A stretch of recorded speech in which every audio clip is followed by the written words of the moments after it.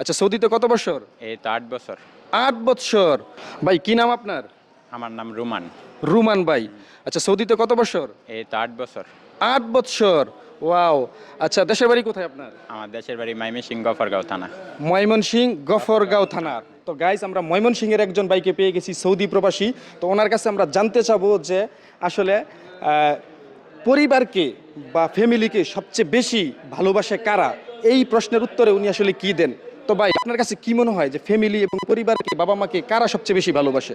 ফ্যামিলিকে যদি বলতে যান তাহলে নিঃস্বার্থভাবে প্রবাসীরাই সবচেয়ে বেশি ভালোবাসে। তারা যদি পারতো নিজেকে বিক্রি করে যে টাকাটা পাইতো, ওই টাকাটাও ফ্যামিলিকে দান করে দিত আর কি।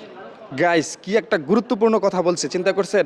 অবশ্যই আমি বলবো শুধু প্রবাসীরাই যে ফ্যামিলিকে ভালোবাসে তা কিন্তু নয়, সবাই ফ্যামিলিকে ভালোবাসে। তবে হ্যাঁ, যারা প্রবাসে থাকে তাদের কাছে বাবা মারা থাকে না, তারা থাকে অনেক দূরে বাবা মার কাছ থেকে, এবং তারাই বুঝতে পারে যে প্রিয়জনদের রেখে দূরে প্রবাসে থাকাটা কতটা যে কষ্টের।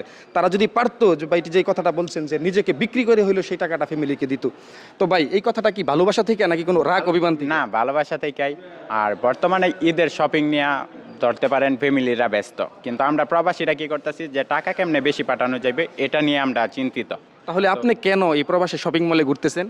এই প্রবাসে শপিং মলে ঘুরতেছি বলতে আমি মূলত যাইতেছিলাম ব্যাংকের মাঝে যে টাকা ছাড়ার জন্য, এটার জন্যই আর কি। আচ্ছা আচ্ছা আচ্ছা।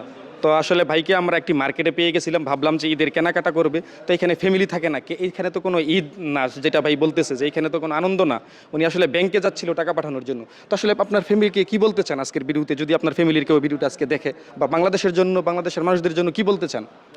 আমি এটাই বলতে চাই যে বাংলাদেশের সকল ভাইদেরকে এটাই বলবো যে প্রবাসীদেরকে রেসপেক্ট করো, সম্মান দেখ, কারণ তাদের অবদান দেশের জন্য অনেকটাই বেশি।